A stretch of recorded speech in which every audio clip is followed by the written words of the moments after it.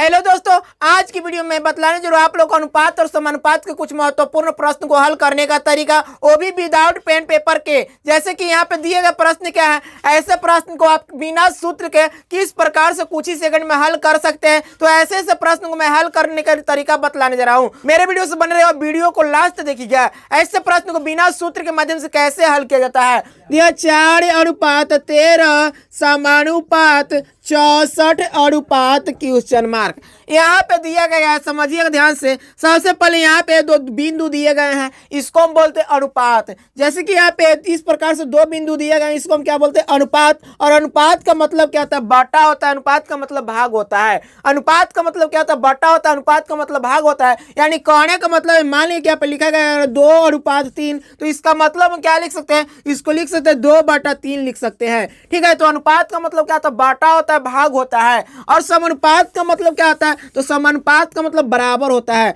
जैसे कि यहाँ पे लिखा गया है, इस तरह से चिन्ह को हम बोलते हैं समानुपात। इस तरह के चिन्ह को हम क्या बोलते हैं, समानुपात बोलते हैं। और समानुपात का मतलब क्या होता है, बराबर होता है। जैसे कि मान लीजिए लिखा गया रहेगा A/B समानुपात A/B समानुपात C/D, इस प्रकार से। तो हम इसको लिखेंगे, अनुपात का मतलब पहले बटा लिखेंगे, यानी A/B बराबर, यहाँ पे समानुपात का मतलब क्या देंगे, बराबर देंगे। और फिर क्या करेंगे, C/D करेंगे। क्यों करेंगे, क्योंकि यहाँ अनुपात दिया गया। तो इस प्रकार से होता है, यानी कि समानुपात का मतलब क्या होता है, बटा होता है। अब ऐसे प्रश्न को हल करने यहाँ पे चौथी संख्या पूछ रहा है। जैसे कहने का मतलब, इसको मानेंगे A, इसको मानेंगे B, इसको मानेंगे C और इसको मानेंगे D। या बोल सकते हैं इसको प्रथम संख्या, इसको दूसरी संख्या, इसको तीसरी संख्या और इसकी चौथी संख्या बोल सकते हैं। तो यहाँ पे हमें ज्ञात क्या करना है, चौथी संख्या ज्ञात करना है। तो चौथी संख्या ज्ञात करने के लिए आपका सूत्र क्या होता है, चौथी संख्या बराबर, यानी कि D बराबर। तो चौथी संख्या बराबर सूत्र होता है, देखिए क्या होता है, B/C/A। यही होता है चौथी संख्या का सूत्र होता है, B/C/A चौथी संख्या का सूत्र होता है। अब मान लीजिए यदि हम एग्जाम में सूत्र भूल जाते हैं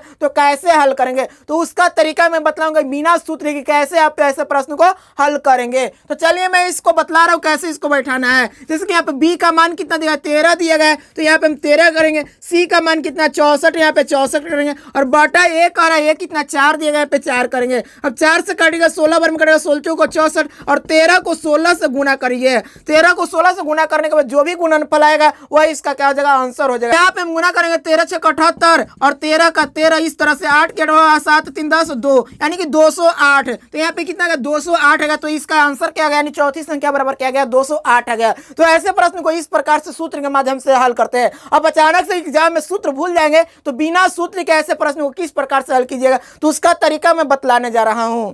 अब बिना सूत्र के ऐसे प्रश्न को किस प्रकार से हल करिएगा, तो समझिए यहाँ पे दिया क्या गया, 4:13 समानुपात 64 और इसके बाद में दिया है क्वेश्चन मार्क, अनुपात क्वेश्चन मार्क। यहाँ पे अनुपात का मतलब क्या बताए, बटा बतलाए। तो यहाँ पे हम लिख सकते हैं 4/13 और समानुपात का मतलब क्या बताए, बराबर। तो यहाँ पे बराबर करेंगे और यहाँ पे फिर अनुपात दिया है, यानी कि 64 बटा फिर क्या करेंगे, क्वेश्चन मार्क करेंगे, ऐसे करेंगे। अब इसको क्या करना है, तो इसको हम डायरेक्टली क्रॉस मल्टीप्लिकेशन, यानी कि तिरछा तिरछी गुना करेंगे। तो हम क्या करेंगे, क्वेश्चन मार्क में पहले 4 से गुना करेंगे और 13 में 64 से गुना करेंगे। तो 13 में 64 से गुना करेंगे तो लिखिए 13 × 64 और क्वेश्चन मार्क में गुना करिएगा यहाँ पे। तो क्वेश्चन मार्क को गुना करने का मतलब कितना है कि 4 गुने यहाँ पे क्वेश्चन मार्क हो जाएगा। अब यहाँ पे हम लिखेंगे इसीलिए क्वेश्चन मार्क बराबर, यानी कि क्वेश्चन मार्क बराबर हम क्या करेंगे, इधर साइड से इसको करेंगे, 4 को इधर लेके चले आएंगे। तो 4 को इधर लेके चले तो इधर गुना में है, इधर आके क्या हो जाएगा, भाग में, यानी कि 13 × 64 और इधर बाटा कर देंगे, भाग का मतलब बाटा